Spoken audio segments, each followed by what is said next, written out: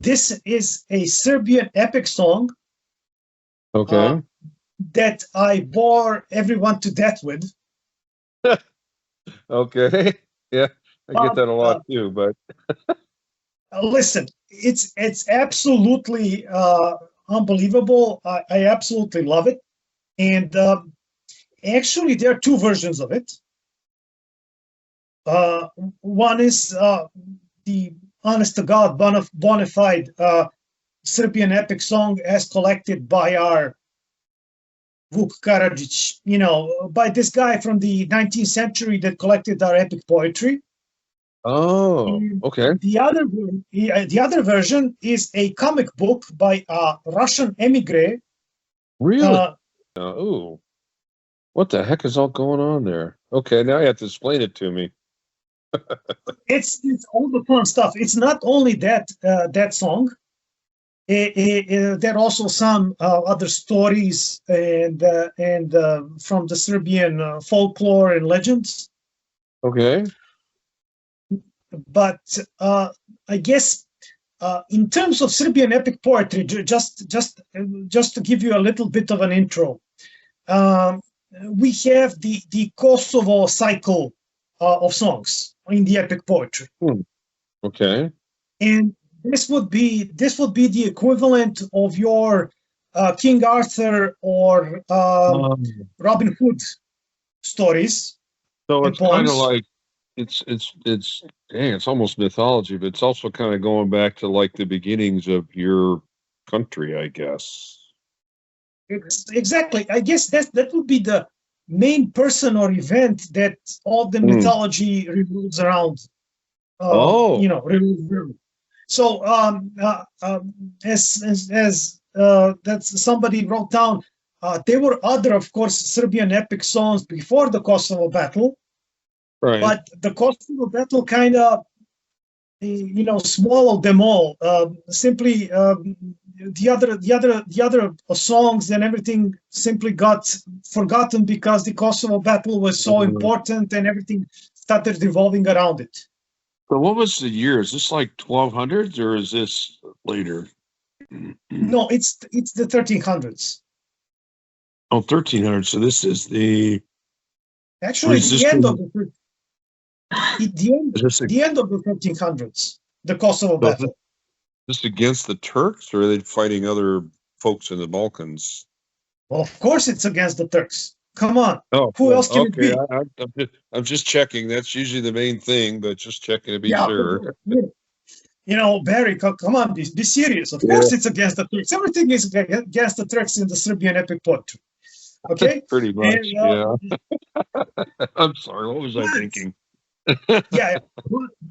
Also in the Serbian epic poetry, there is a Hercules or a King Arthur equivalent character. Oh, He is okay. called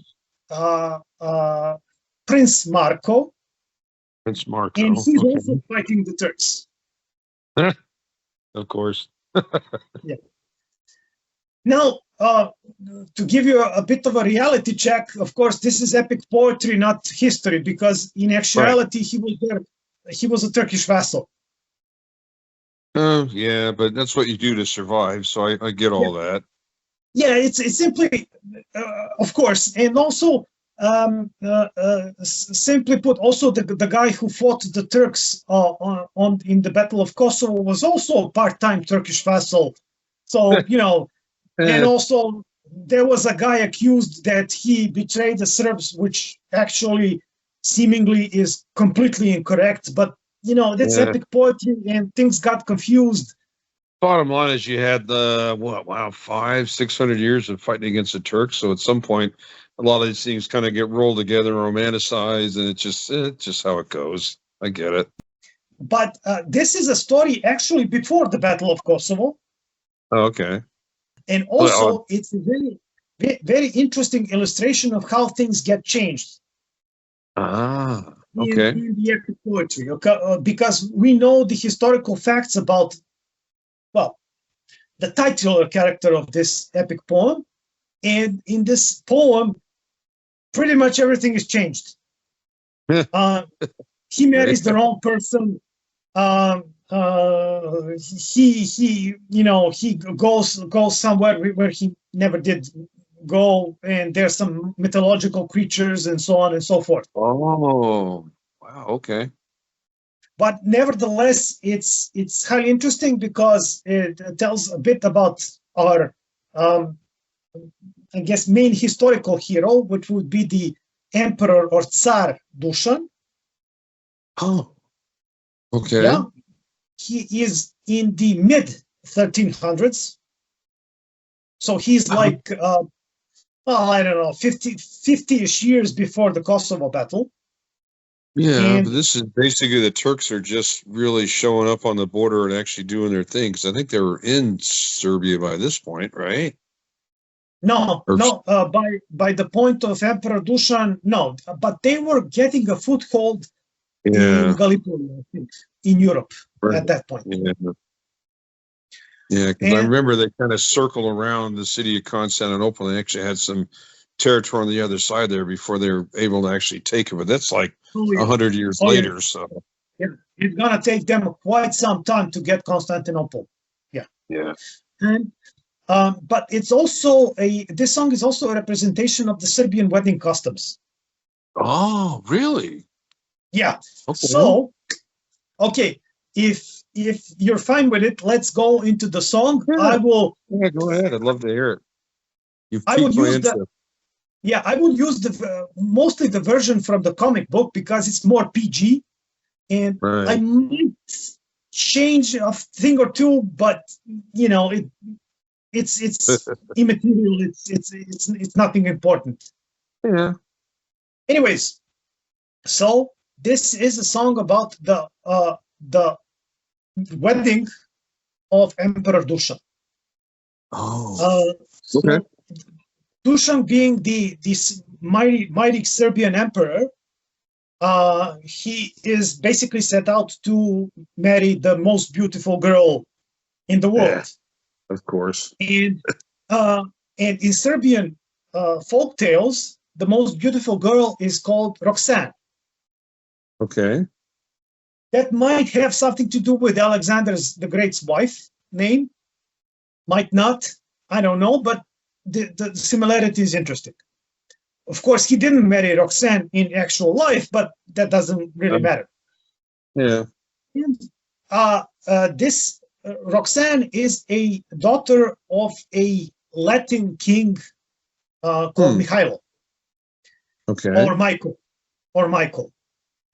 And I have no idea. This is in a town called Legione. I have no idea who he is supposed to represent. Right. To be honest, because it might be, the Latins, the Crusader Latins, it might be the Hungarians. I don't know. I have no idea. I mean, it might be even the Hungarians and the Croats. I have no idea because, honestly, I forgot there's a bunch of Crusades that came through there at some point. Actually, right around that time, or probably just before that time. Oh, before that, there's a Duchy of Athens as a Crusader state and things like that. But this is in Greece. Anyways, I guess this is semi-mythological, so it doesn't really matter where this Michael and his kingdom are. True. And anyways, what Dušan does is send his vizier, which is a clear indication that this song was altered probably during the Turkish occupation because Serbs never had a vizier. We probably had a logotet, which is a Greek title.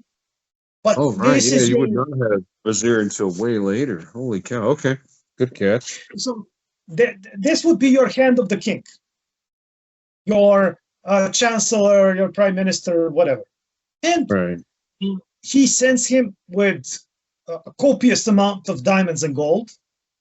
Good to be the king. Yeah. He is he is supposed to engage the most beautiful girl in the world. So diamonds and gold are mandatory. It's only normal. Yeah. And he goes to King Michael. He is received. And King Michael is, of course, very welcoming. He wants a marriage alliance with Tsar Dušan the mighty, and he says everything is fine. But you can't see the girl right now. You can give her the engagement ring tonight. Uh-oh. When you give her the presents. Okay. And that night, there is a dimly lit room. It's very dark, but the vizier opens the casket or the chest with the presents, and the gold and the diamonds shine, and they illuminate the girl, and the girl is more beautiful than any fairy princess. Okay. Todor, the vizier, gives her the wedding ring, and he is ecstatic and happy, and his master is going to be very satisfied, and he is going to marry very well, and he goes off to inform Tsar Dušan, but there is a small request of from course. King Michael. Yes, and that is that Tsar Dušan has these two nephews, and they're great heroes in a battle, but they're very belligerent, and they tend to like to drink, and they can cause ruckuses, and they can cause trouble. And nobody really wants that. This is a wedding. Nobody wants bad blood and things. So King Michael kindly requests or insists that Emperor Dušan does not bring his two nephews. Okay. And when Emperor Dušan hears the report from his vizier, he is very happy, but he's extremely disappointed about his nephews, and he is he's gonna punish them because they are embarrassing him all over the world, and you can't be a civilized nation and cause trouble and fights and things like that. So when he makes preparations for the wedding, for the engagement of the girl, he gathers 12,000 wedding guests, and everybody is there, all the grandees, all the notables, their jesters, their cooks, everybody is there. They're fabulously dressed and ready to go out and pick up the girl. But his two nephews are ordered to stay behind. I see where this is going. And Tsar Dušan leaves his capital city of Prizren, and which is ever in Kosovo, and he goes out on the wedding march. It's going to be a long march. It's going to take a couple of months probably. Ooh, wait, are they going across the whole country or something? Well, yeah, it's a Serbian wedding custom. So when you go out to marry a girl, you need to go to the girl's place and with your wedding guests, and you need to take over the girl. So that's very in line with the Serbian wedding customs. That's a big deal. Okay. But his two nephews are left behind, and they are very disappointed. They go back to talk to their mother, who is Tsar Dušan's sister, and she is disappointed also. They can't go. If something happens, they can't help their uncle, and they're very, very worried because they know that the Latins are tricksters. Right. So this is also a motif in Serbian epic poetry. It's the trickster Latins. Oh, okay. Latins mean Catholic Christians, basically. Oh, okay. So not like the Romans per se, but more just the. Oh, I guess it's like Catholic versus Greek Orthodox. I think something like that. Orthodox something. Yeah. Tsar Dušan is Greek Orthodox.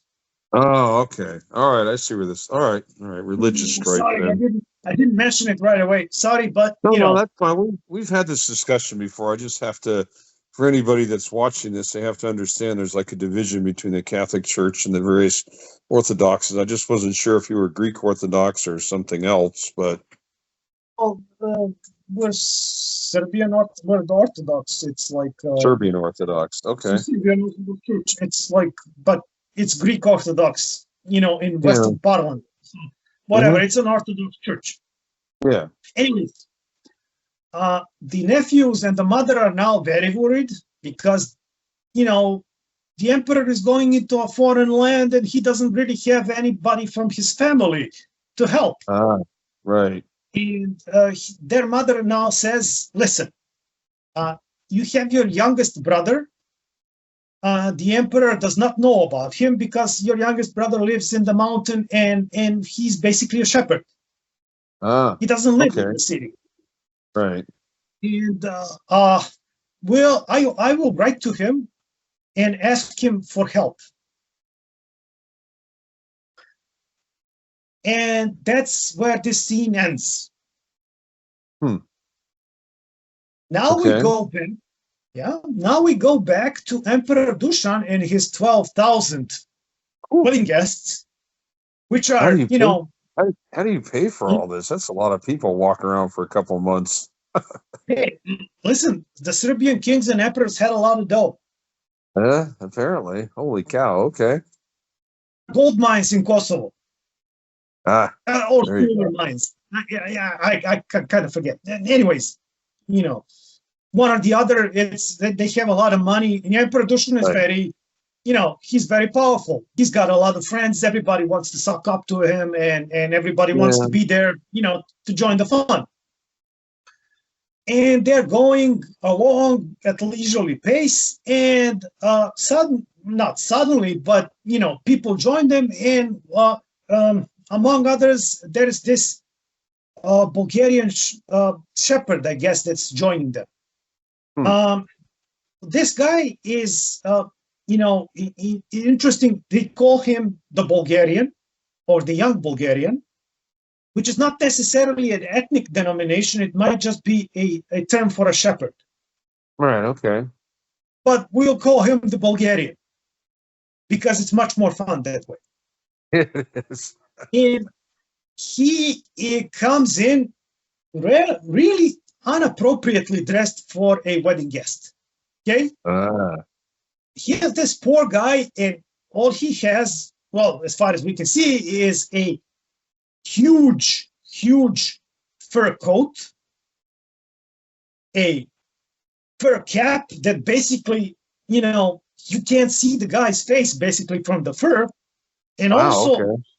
yeah, he seemingly has a decent horse, but that horse is also covered in a fur blanket. Hmm. Was it You cold know, or something? Was it not winter, not really. fall?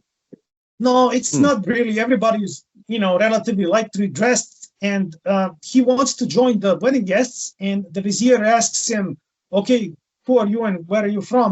He says, "Well, I labored for a master of the Karabashka region, but he denied me payment, and I don't have anything aside from this horse. But I would very much like to join you and find work." And the vizier Okay. says, "Okay, whatever, 12,000 of us, you can come along, but Yeah. it's not a problem. One extra mouth is not a big deal. But keep to the back. Your outfit is really not the point." No, it's kind of weird. Yeah. Anyways, they're traveling, and they finally arrive to the city of Lejan, to the kingdom of King Michael. Hmm. And the 12,000 wedding guests and the emperor come in next to Lejan, but oddly enough, the city gates are closed. Hmm. Okay, that's curious. So everybody is a bit confused. What's happening here? Yeah. And the emperor says, Todor, my vizier, please go to them and see what's happening. Why are the gates closed? They should open Right. the gates. However, from the battlements of the city, a herald comes and says, Hmm. Emperor Dušan, you cannot just take the girl. Huh? Okay. We have a challenge for you. And the gate opens, and a splendidly armored, huge knight on a huge horse comes out. Uh-oh. He's Okay. head to toe, encased in steel. He looks absolutely terrifying. Spectacle that chills the blood of every wedding guest. Oh, yeah, of course. And the herald says, you need to defeat this knight, Ah, because if you don't, you'll never get home alive, much less What? get the girl. the heck? Okay. The Emperor Dušan now realizes if he brought one of his nephews, Oh, they would take on the knight. yeah, they would. But he doesn't have them now. Uh, All he has are these 12,000, wedding guests that are here to party and not to fight. yeah. His vizier goes through the guests and asks, who will fight for the emperor?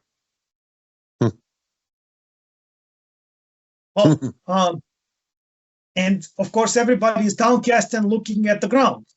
Yep. Of course. Because nobody dares to fight against this guy. I mean, he's terrifying. Yeah. And finally, after some search and everything, out comes this Bulgarian dressed in this huge fur coat and this with huge fur cap and everything. And he says, well, if nobody wants to fight, I will fight him. And, Okay, that's good. And the emperor says, listen, if you fight him and you win, I'll make you rich. But Wow. but please, you're not even dressed. You don't have anything. You don't even look like a knight. You look like a shepherd. and the Bulgarian says, well, my emperor, no worries. I will take the dress from the knight when I beat him. and he mounts his horse, gets his shield, and gets his lance. But his lance he puts his lance backwards. Okay. The blunt part is in the front. Broad part is on the front, and the pointy end is on his behind. That's an interesting approach. Yeah, and the emperor says, "Listen, you're embarrassing us. What are you doing?" And the Bulgarian says, "Don't worry, no worries, dear emperor. No worries. I'll handle this." And he comes up to the Latin knight. And the knight even doesn't want to fight him. The Bulgarian needs to insult him a little bit in order just to get this guy to charge at him. And finally, the knight has had enough. He lowers his visor, prepares his lance, charges at the Bulgarian. And the Bulgarian just stands there. Okay. He sits on his horse. He stands there. He doesn't even charge. Everybody was like, okay, he's dead. It's of course. Gonna die. It's over. It's done.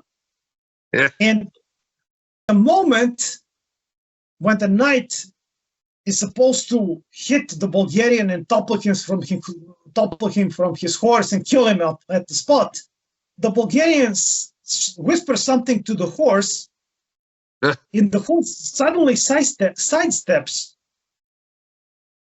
And the knight just passes through. Yeah. And the Bulgarian turns in his saddle and whacks the knight with the blunt end of the spear, of the lance. Okay. And hits him full on the head. And the knight is out cold, falls to the ground. The Bulgarian takes his horse, brings the knight to the emperor. All the wedding guests are cheering. They're ecstatic. They're happy. The emperor is beside himself. He brings presents to the Bulgarian and gives the Bulgarian finally something to properly eat and everything. And Bulgarian goes away. Yeah. And the emperor now says, okay, now we've solved the challenge, we defeated the challenge, now we should get the girl. Yeah. However, the herald comes again. Emperor, you have defeated the first challenger. Oh no. But now we have a next challenge for you. Oh geez. We have 3 horses with flaming swords on their saddles. Hmm. You need to jump over all of them. What? And not get singed. If you do, you'll never get out alive, much less see the girl. Hmm. Okay. And everybody is downcast again, and the emperor is now saying, even if I had my 2 nephews, I couldn't solve this. Right. Who's going to jump over 3 horses with flaming swords? But here comes the Bulgarian again. Yeah, of course. And yeah, he's like, Emperor, can I try? And the emperor is, listen, I love you. You're a great kid, but how in the world do you intend to jump over horses with a heavy fur coat?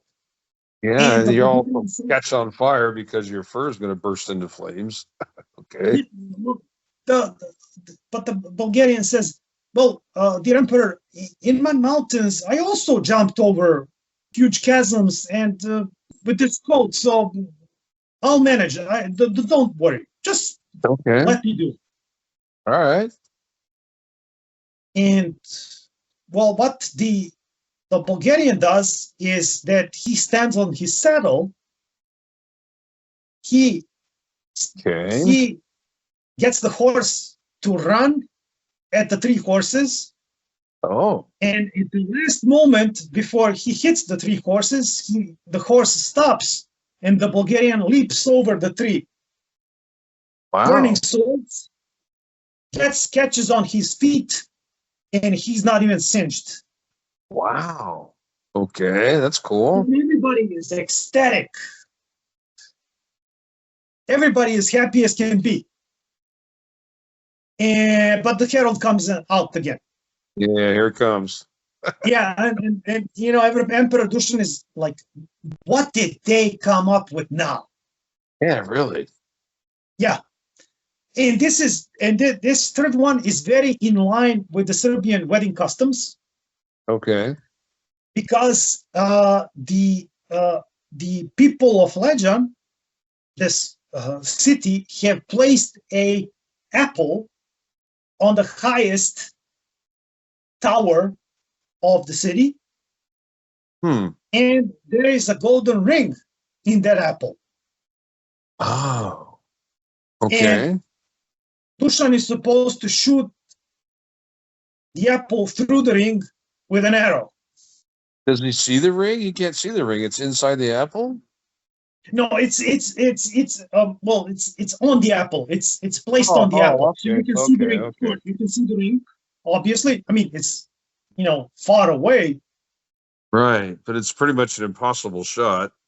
Yeah, exactly. But surprise, surprise, out comes the Bulgarian again.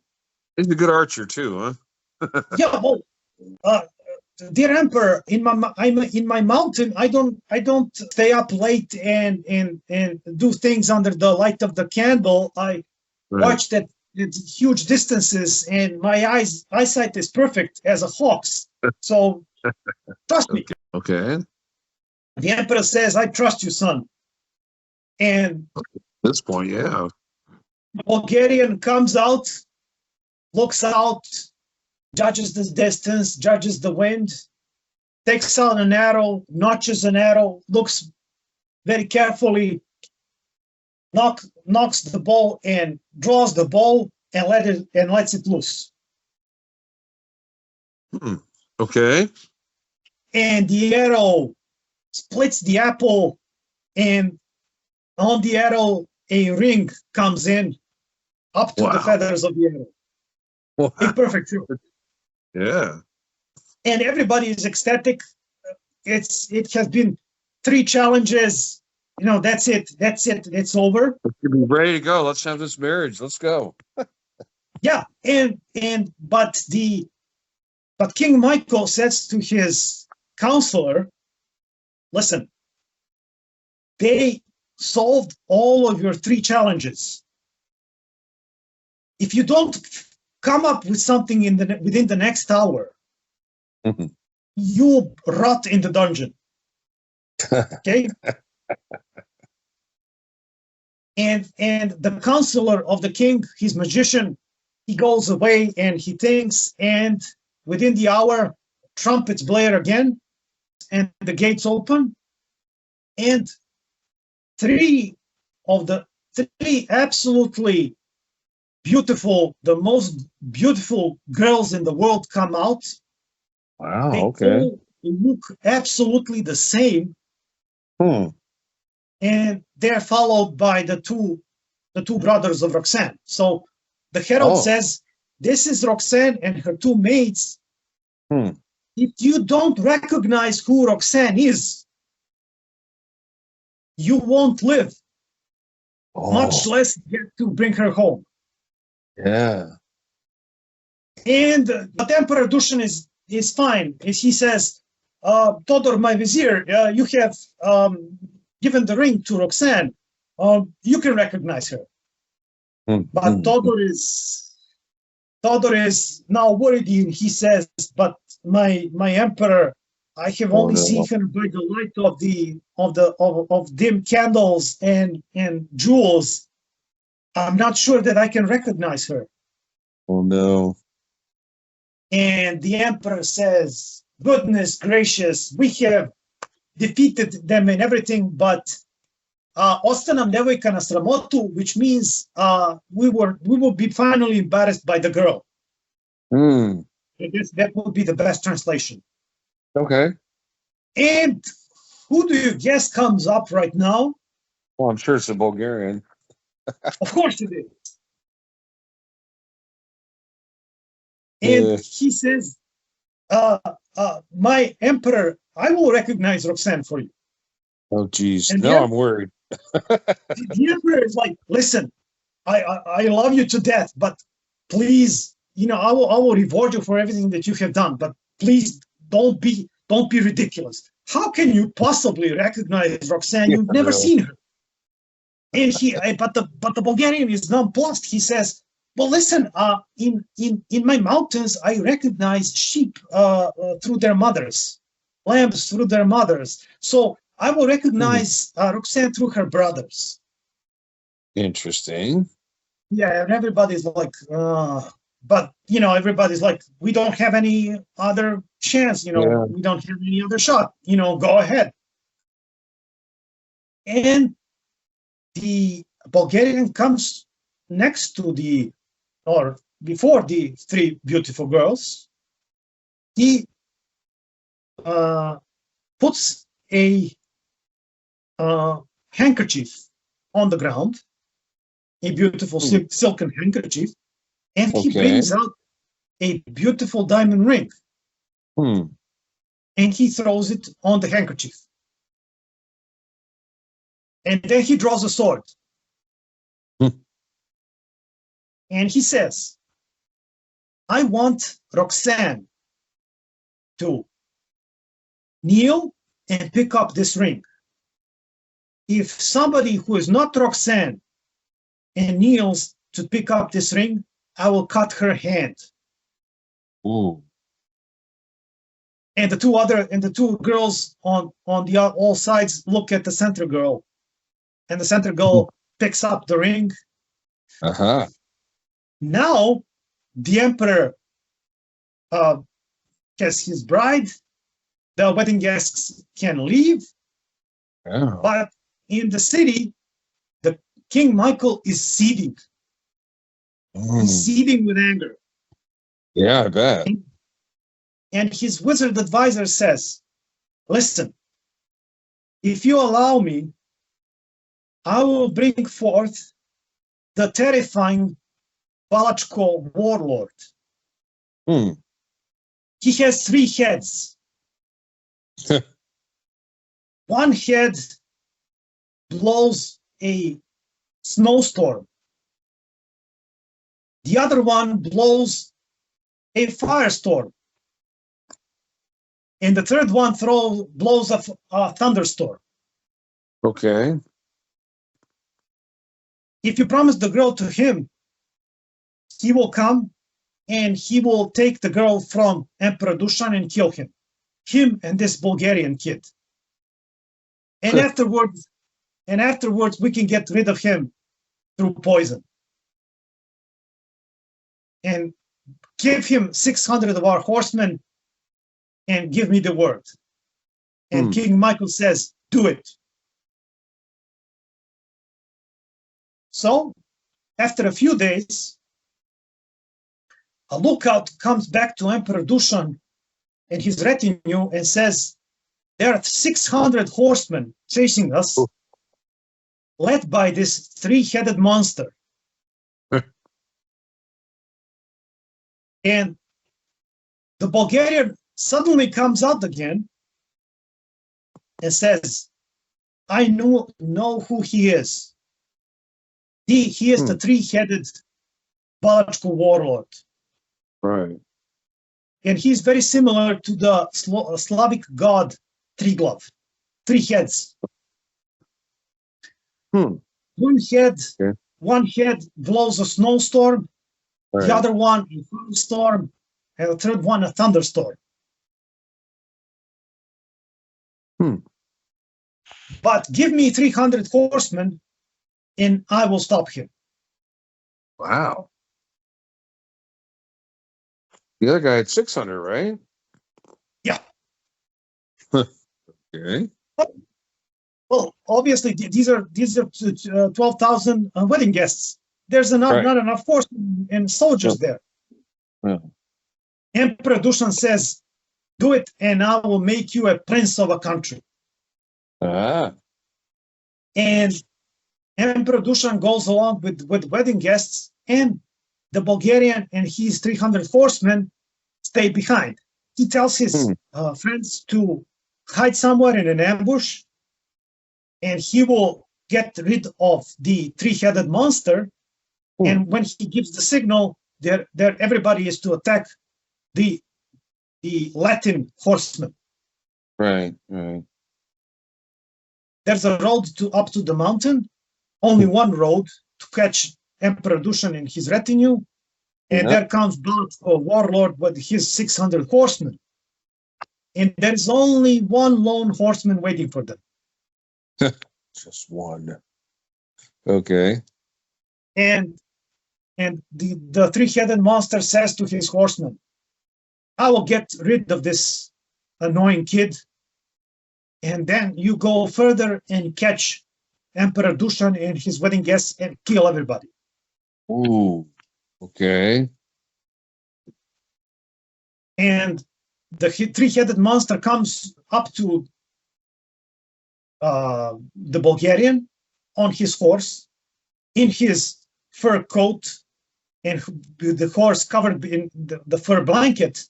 Yeah. And says, get lost, or I'll cut your head. And the Bulgarian says, no, I will stay and I will cut all of your 3 heads. Ooh. And the three-headed monster is terribly annoyed. Yeah, of course. His first head blows out a snowstorm, but the Bulgarian is in a fur coat, and his horse is in a fur coat. Yeah, so no effect, really. Yeah, and he says, I've seen worse snowstorms in my mountain. Yeah, of course. And the three-headed Balachko warlord is incredibly annoyed, and his second head now blows a firestorm. Right. But the Bulgarian has a thick fur coat. He orders his horse to sit down. He covers himself with the fur coat and the shield, and the fire singes him, but he is unscathed. And right now, the last remaining head says to the other heads, you two are weaklings. I will now blow a thunderstorm and I'll blow him away from this mountain. And the Bulgarian says, no, you won't, and throws a mace at the three-headed monster, kicks him out of his horse. He falls down. The Bulgarian comes in with his sword and cuts off all three heads. Wow. And he says to his guys, follow me. And they charge at the 600 confused horsemen, and they soundly defeat them. Nice. The remaining Latin horsemen come back to their king to say that they were caught in an ambush by 3,000 Serbian knights. 3,000, yeah, of course. And that the Bulgarian killed the three-headed warlord, while the Bulgarian and his comrades come back to Emperor Dušan. And the emperor is simply, he adores the Bulgarian. This is an awesome kid, awesome young man. He's a keeper.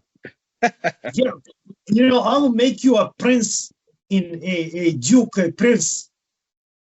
But please tell me who you are. Why don't you finally remove that cap and that fur coat and everything? I can't see you. And the Bulgarian takes off his fur coat and his cap, and he bears a striking resemblance to the two nephews of Emperor Dušan. Okay. And he says, I am your nephew Miloš. Oh, he has another nephew. And the Emperor Dušan says, I should have known. Yeah. And the moral of the story is, you should always have your family at your back. Oh. Wherever you go. Yeah, that's a good story. I like it. So this is like a national poem, then, I guess. It's a poem. Yeah, it's one of the very few poems that survived the Kosovo cycle. That's pretty good. I see why they keep telling us. There must be there's got to be a movie by this point, right? I would think. No. Can you believe it? No, I don't believe it. That'd be I would think that'd be one of the first movies you'd make. But okay, that's a good one. Thank you for sharing. It requires 12,000 extras, so it might be. Oh yeah, there's that. Might be kind of hard to pull all that together. Oh my God! I don't think we have three-headed actors, but I think that can be worked around.